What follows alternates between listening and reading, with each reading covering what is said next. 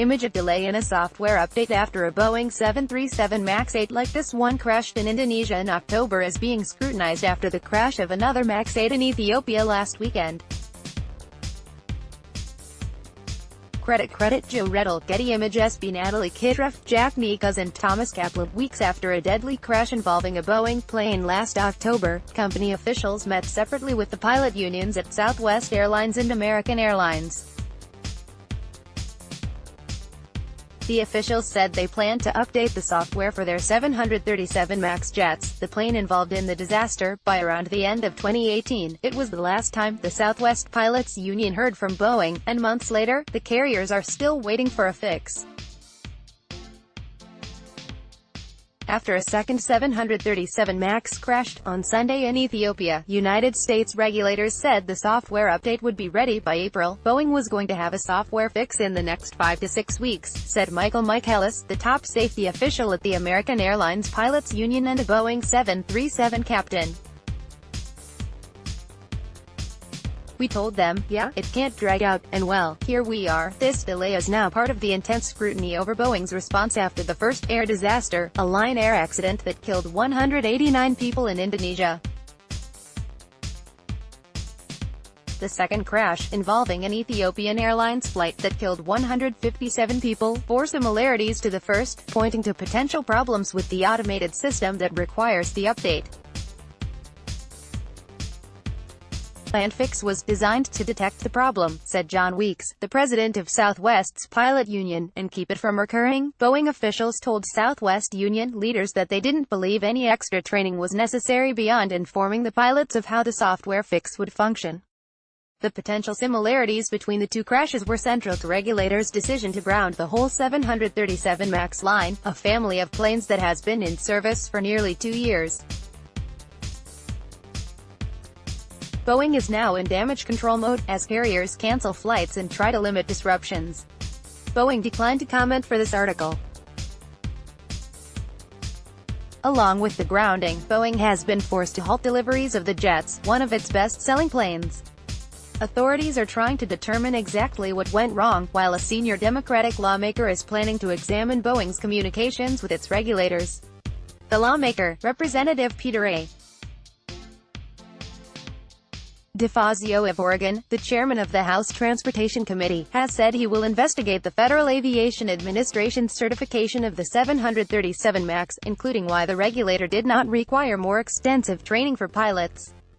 To qualify to fly the plane, the pilots at American were given a 56-minute iPad training and about a dozen white papers on the differences between the MAX aircraft and previous 737 jets, union officials said. Mr. Weeks of Southwest said his members were trained with an e-learning module on a company-issued iPad that consisted of under 3 hours of video presentations. Both Southwest and American now say they expect to have simulators including the 737 MAX systems by the end of this year. American ordered the simulator after the Lion Air crash. The meetings last year between Boeing officials and the unions were cordial but direct. The pilots from Southwest and American who met with Boeing were frustrated that they hadn't been notified of the newly installed software system in the 737 MAX planes before the crash in Indonesia. The so-called Maneuvering Characteristics Augmentation System, or MCAS, is an automated system intended to prevent the plane from stalling. "It was a very frank discussion," said the American Union Safety Chairman, Mr. Michaelis. "This is to our knowledge the first time pilots were not informed of a major system on an airplane that could affect flight controls." ImageA Boeing 737 MAX 8 at Miami International Airport on Thursday. Some of the jets were allowed to fly to be better situated for long-term parking.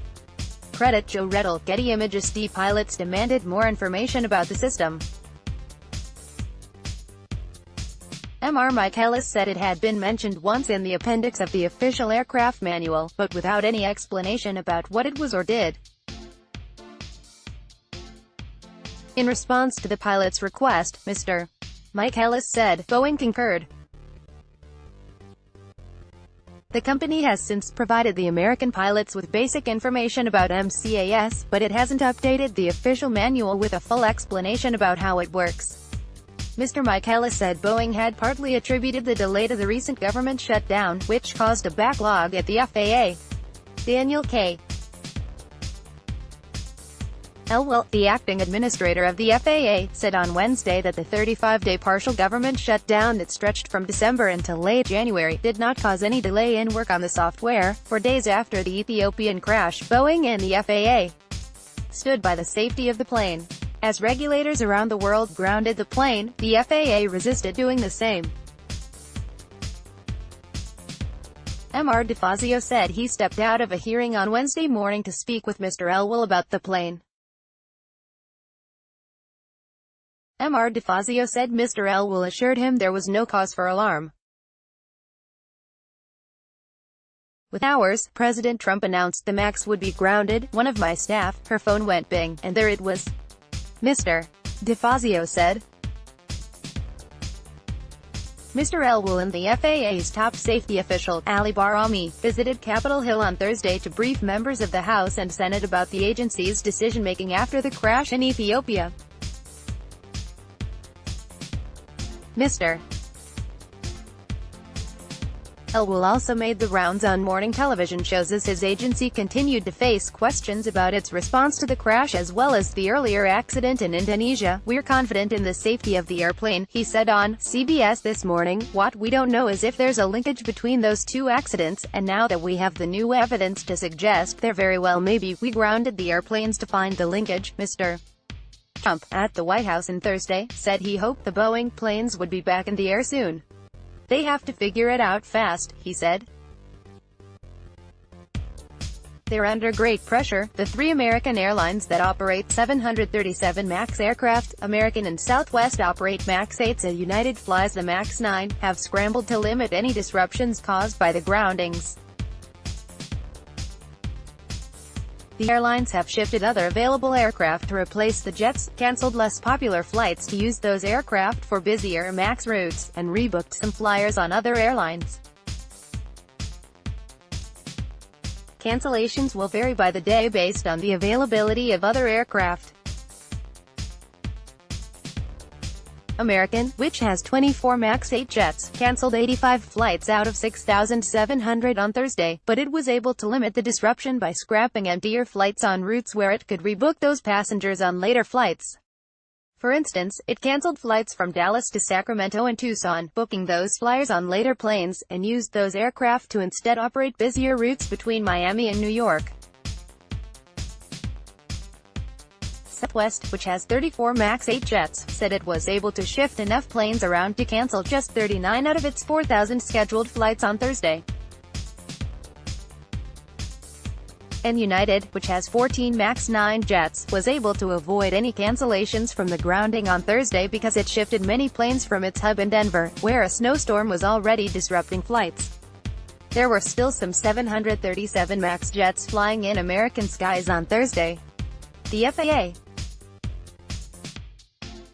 granted the airlines permission to ferry their empty MAX jets to new airports for long-term parking. American flew its planes from places like Miami, New York and Tampa, Florida, to places like Tulsa, Orlando, Florida, and Mobile, Alabama. A version of this article appears in print on page A13 of the New York edition with the headline, "Boeing promised software fix for the 737 last year, but airlines are still waiting." Order reprints. Today's paper. Subscribe.